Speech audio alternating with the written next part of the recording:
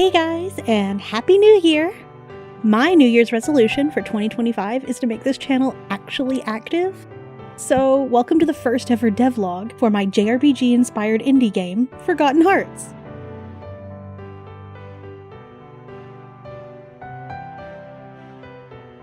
This game is my passion project and my #1 hobby. So let's talk about the game. I love JRPGs. They're the type of game that got me into video games in the first place. And yeah, I can get on board with a cozy farming sim, or even a Souls-like. You don't want to know how many hours I have in Elden Ring. But JRPGs are my home. So when a friend told me about RPGMaker a few years ago, and showed me how easy it was to make a short little JRPG-inspired game, I jumped on that. Forgotten Hearts is a JRPG-inspired game with a turn-based battle system, a quirky band of misfits, and optional romance section, depending on how close you get with your party members. But all this time working on the game, and what do I actually have to show for it? Well, a lot. At the moment, there are around 8 hours of gameplay without the game totally breaking and dying. There's more half-finished and kinda totally broken parts as well. And I'm not saying that the unbroken parts are completely polished, mind you, but, you know, they're getting there. First and foremost, let's talk mapping. I feel more and more confident in my mapping ability as time goes on. I'm doing parallax mapping because I really wanted the freedom that making the maps in an external image editing program gave me. I use GIMP, if you're wondering, because there is no way in hell that I'm paying the money for Photoshop. And I find that it just works great. Sometimes it crashes, but hey, so does RPGMaker.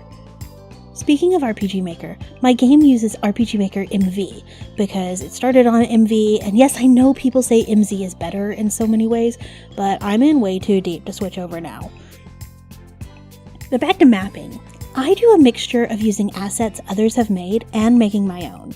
If you're seeing any map footage in this video that you like, I'm working on a parallax mapping tutorial and tips breakdown video that I'll be uploading sometime soon, ? So keep an eye out for that. On top of mapping, I really wanted creative control over my sprites, which means I'm making all my own sprites. Players, NPCs, everyone. And oh my god, it's so much work, what the heck? And like, if it looked professional and nice, okay, that would be worth it. But they still look wonky! I am not a pixel artist, I can tell you that much, but oh well, they're mine. At least that's something to be proud of. And I can't stress this enough. Something that was really important to me was making lots of different outfits for the characters. It's one of my great joys in video games to play dress up with my characters like they're little dolls, and not nearly enough RPGs do this, especially not pixel RPGs. Like, how come in Final Fantasy VI, Celeste has to wear that teeny tiny little bodysuit in neon green, even in like places like Narsh? Ugh, girl, put some clothes on! So I had to make an outfit system for my game. Of course, that means lots and lots and lots of drawing little clothes and hairstyles on sprites. Sprites where I have separate walking, running, and idle animations. Sprites where each direction is more than the basic 3 frames of animation. I'm a masochist, I guess. I spend so much time drawing sprites, honestly. At least I'm slowly improving on pixel art, I guess.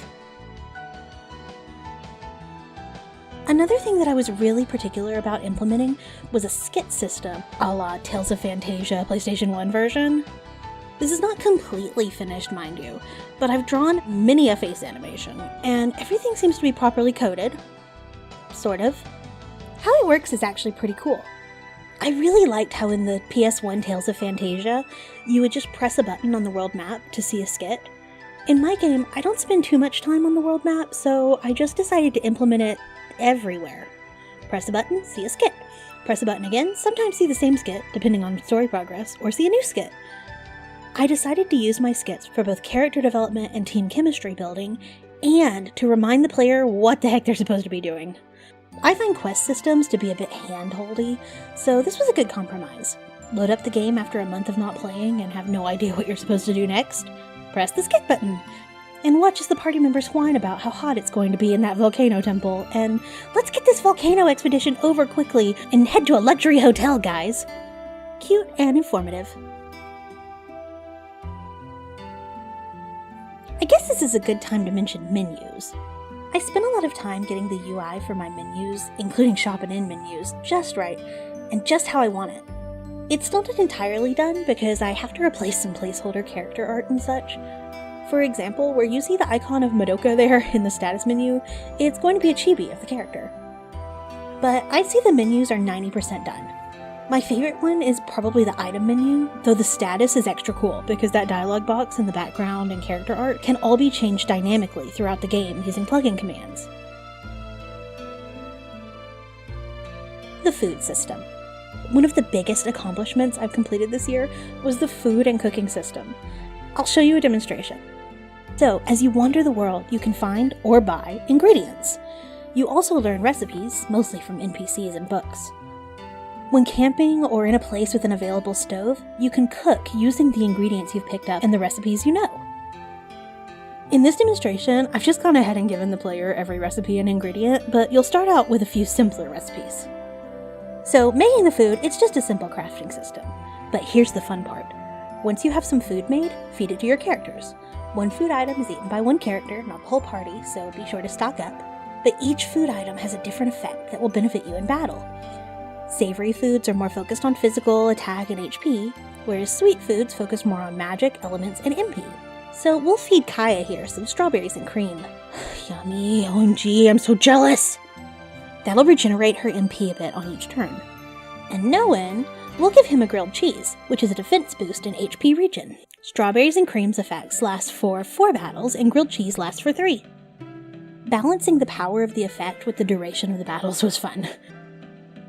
When we look at the characters in the menu, we can see that they're each affected with a state, the state associated with that food. Which, by the way, that's how I'm doing it. When you eat the food, it gives you a unique state for that food, which I wrote a code to make last for a certain duration of battles designated in the state's note box. After the battle's duration, the state disappears. Eating also inflicts you with an invisible state called full, to prevent the character from eating more than one food item at a time. But wait, Noen also has a star. That means he's eaten one of his favorite foods. Each party member has a handful of favorite foods you can discover, either by just feeding them LUTs or through skits and NPC dialogue. And whenever they eat a favorite food, they get the favorite food state.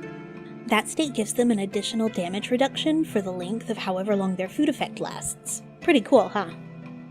Personally, I'm not at all a fan of those crafting systems that are like, mix the boar hide and the string to get leather armor or something. But I do love to cook. So cooking and eating is the perfect kind of crafting for me, and the only crafting that'll make it into my game. The world map. I started working on my world map. It was kind of a bitch to get it to not crash and use huge amounts of memory. As you can see, it's very much not done. Oh, and that airship is actually custom, not the default vehicle. I made it because I wanted to be able to press a button and be like on the deck of the ship, because the airship will basically be a late game traveling campsite. Campsites are a big deal in my game. I'll make a video on them later because I think they're pretty cool. I also use multiple vehicles in my game, so I wanted to make sure that I would have a cool way to keep them consistent.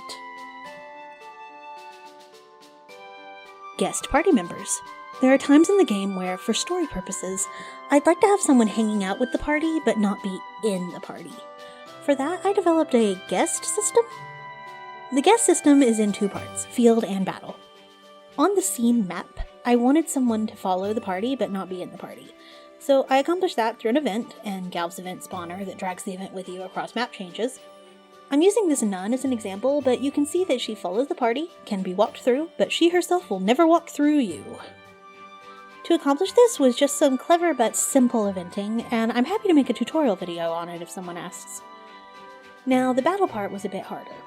Because of my battle system, which is a bunch of other systems and plugins that are really not designed to work well together, but they're all kind of held together by string and popsicle sticks in harmony for now, none of the typical guest battler plugins would work.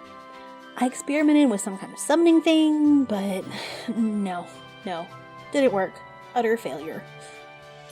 Finally, I ended up coding something, weird? The kind of roundabout solution that makes me sure there are far better ways to accomplish my goal, but... Okay, so here's what I did. For the sections of the game in which there are guests, the idea is that the guest will accompany you for a single dungeon. You leave the dungeon, the guest waits near the dungeon entrance. You finish the dungeon, the guest leaves because story reasons. And I didn't need the guests to do anything special. I didn't want them to be like another party member. I just wanted them to heal you and hit the enemies with a couple of unique skills. I really didn't want the player to be able to control them or select them either. I kind of wanted it to be like the little dragons from the Lunar series that just fly around and help out every now and then, but are kind of barely there. So just adding them as a party member and giving them the special flag trait wouldn't work. Also because I didn't want to mess with my precarious 3-member battle party and the battle formation thing. So I made the guest party member technically an enemy. For all the random encounters you get in the guest accompanied dungeon during the time of the story where you should have a guest, there's a weird enemy, the guest.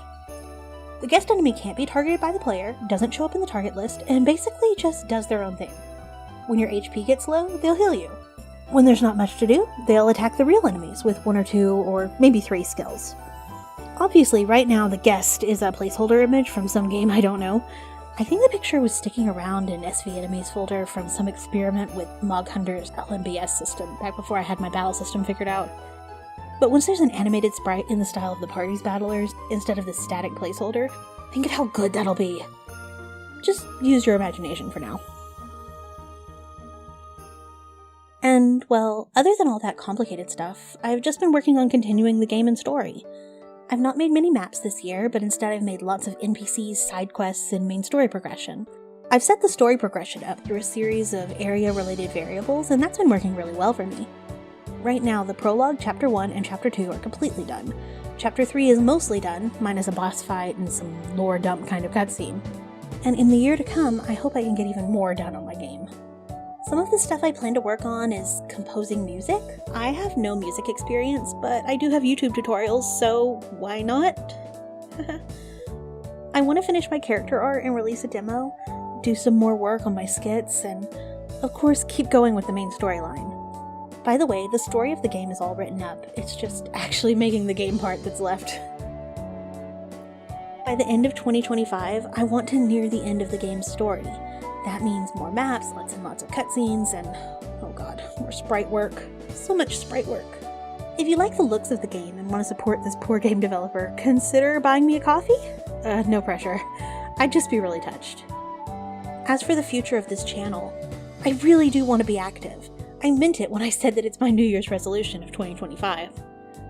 And if you've watched this far, bravo! And thank you.